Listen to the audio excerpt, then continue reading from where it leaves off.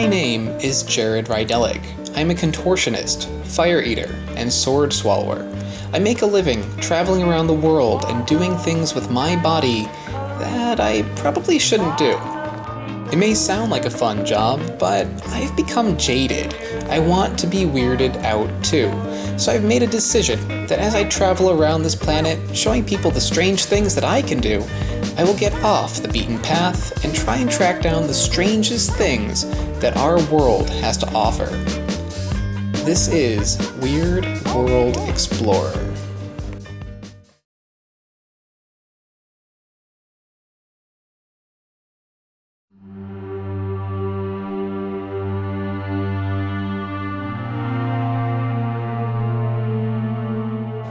A few years ago, I learned something.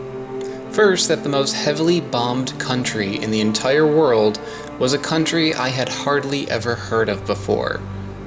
And second, that that little country was bombed by my country. Hearing about this for the first time naturally made me uncomfortable. Not that the US bombed Laos, but that I never heard about it before. I'm willing to accept that my country, like most, may have made mistakes in the past, but I figured I would have at least learned about this in school. But no, the only thing that I had ever heard about Laos was that the neighbors on King of the Hill were from there. And I figure I am not the only one. On hearing about this unsettling piece of information, I decided that I had to go there and learn more. So why did all of this happen? Well, during the Vietnam War, which of course the US was involved with, a separate secret war took place against Laos. At the time, the Lao government was being threatened by a communist group known as the Pathet Lao. They wanted to take control of the country, so the US responded by sending out a cumulative 2.5 million tons of bombs, which were dropped on Laos every 8 minutes, 24 hours a day, for 9 years. I flew into the capital city of Vientiane, and then immediately took a short flight to the small town of Phonsavanh. This was one of the hardest hit regions during the Secret War. Although the area was a stronghold for many Pathet Lao, and that's a big reason why it was hit, it also had the unfortunate placement of being the last area that bombers would fly over before returning to their bases in Thailand. See, rather than land with a plane compartment filled with cluster bombs, which was kind of dangerous, they instead dropped them all over Phonsavanh. Unbelievable. I'm officially off the beaten track. Today, the town is small and quiet, save for a few tour groups that might pass through. Each morning, men and women kneel at the side of the road, waiting for a procession of monks to pass by, collecting alms.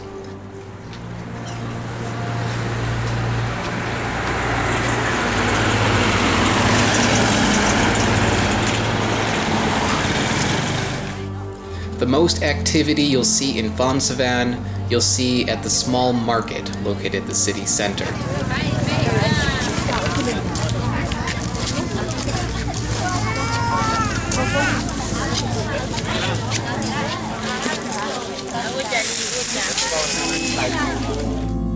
The tragic history of this town these days is only used as a tool for Phonsavang's tourist industry. It's hard to go into an information center or hotel without seeing a collection of bomb remnants proudly displayed. Probably the most morbid place for this is a very popular tourist restaurant, Craters, which I found a little bit distasteful.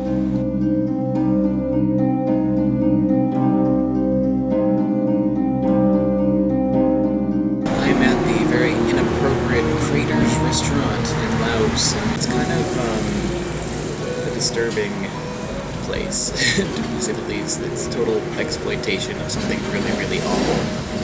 but and the food isn't good, so that doesn't help things either.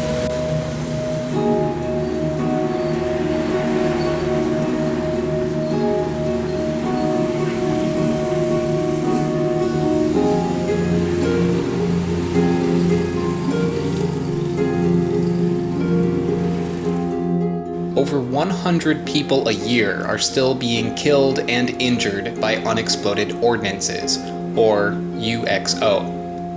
In Phonsavanh, there are 2 information centers where you can find out more about the efforts that are being taken today. The UXO Survivor Information Center gives facts on the efforts taken to help those who have been injured by UXO. And the MAG Center is another organization that informs visitors about their efforts to rid the country of these unexploded bombs.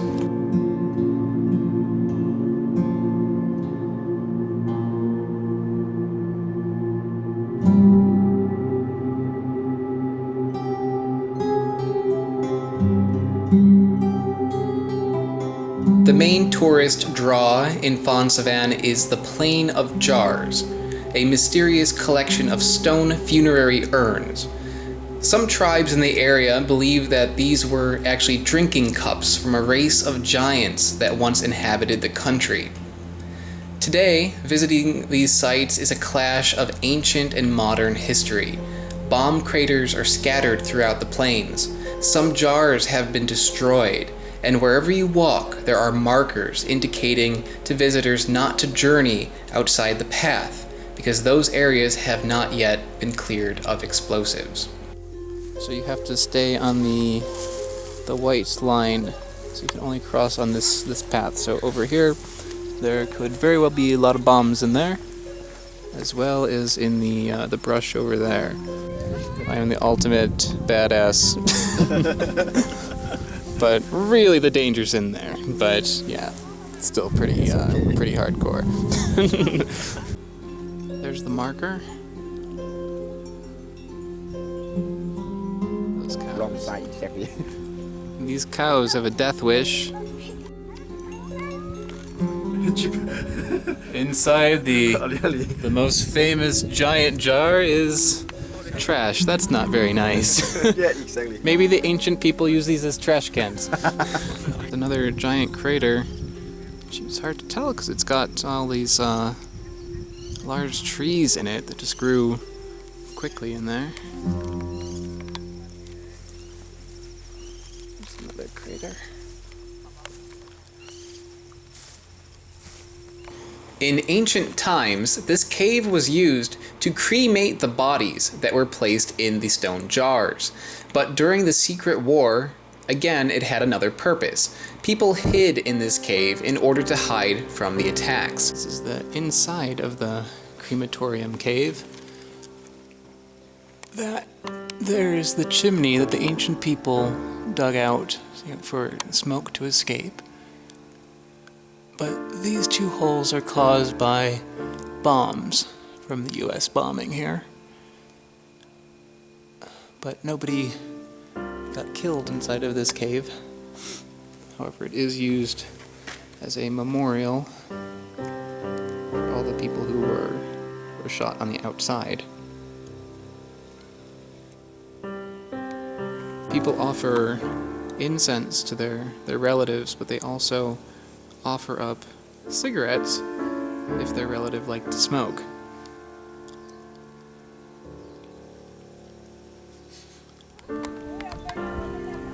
That mountain back there is where these were quarried, and there's a road leading from there all the way to the site that they rolled down using logs and elephants.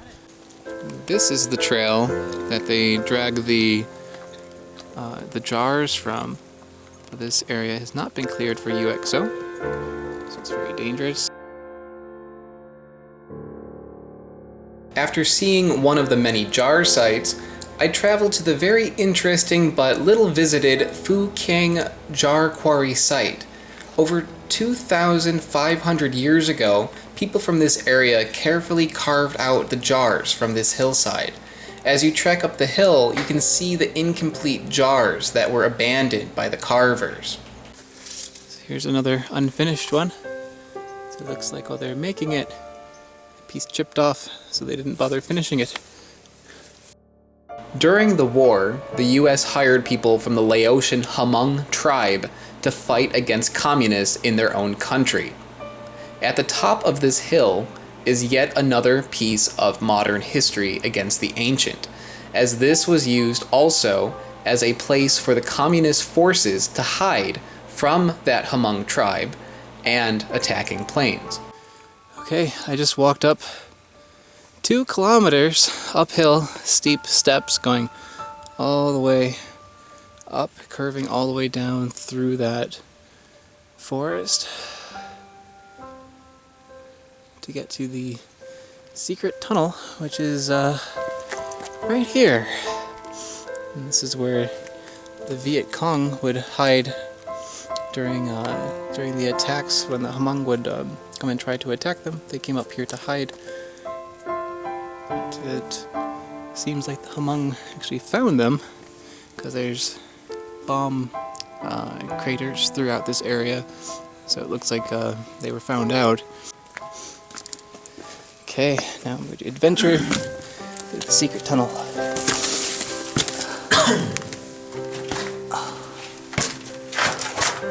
And watch your head because it's quite not high. Okay. My guide, Mr. Tay, explained to me that this tunnel is approximately 200 meters long and held around 50 people. It was dark, cramped, and hard to breathe inside this cave. The 5 minutes that I spent there were more than enough to make me uneasy. I can't even imagine how so many people live there for years in such a confined space. And so you see this door, so actually they protect like chemical, the door here. Oh, for chemical warfare. Chemical, yes. Oh, I see the brackets there. Did they use Agent Orange in this area? Yes, exactly. They did? Yes. For the tunnel? Yes. So it came in handy then. Yeah. And that's place also for oxygen, you see. Oxygen when they provide some Agent Orange, so this place would be, help Viet Cong, could have the breathe, I see some water trickling down. Yeah. Oh, I see. There's like a whole cave up there. Yeah. Was this a natural cave? No, this is a man-made. They just dug Viet it. Cong made. Yeah. So they dug it and they like reinforced Yes. it with cement? Exactly, yeah. Oh. Be careful. Yeah. Some of the walls are crumbling. I see the light at the end of the tunnel. Yes.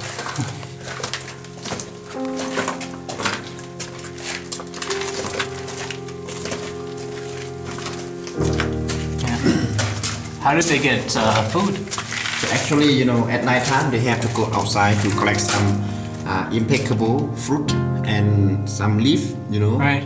for eating. Yeah. So mostly people they plant a lot of sweet potato and also cassava. Right. Cassava, yes. And then they have to get the food at night time because during the day not safety. I see. So they just foraged and planted by night. Yeah. It's amazing. It must have been very hard to breathe in here once they closed those doors.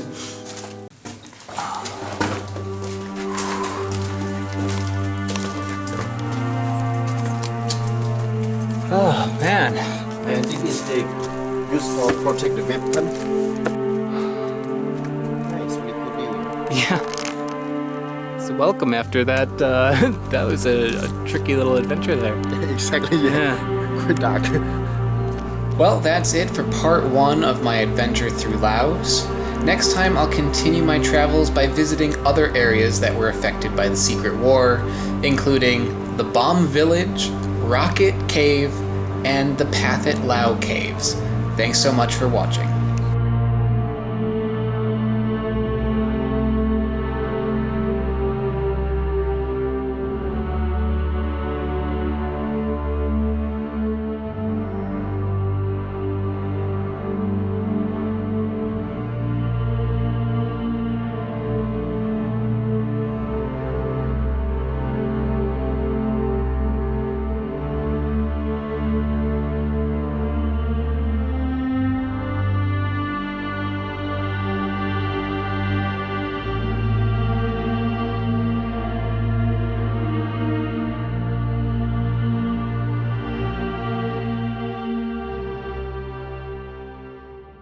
see that on camera. Oh, that's so crazy. I didn't know that they did that. They're getting their body heat.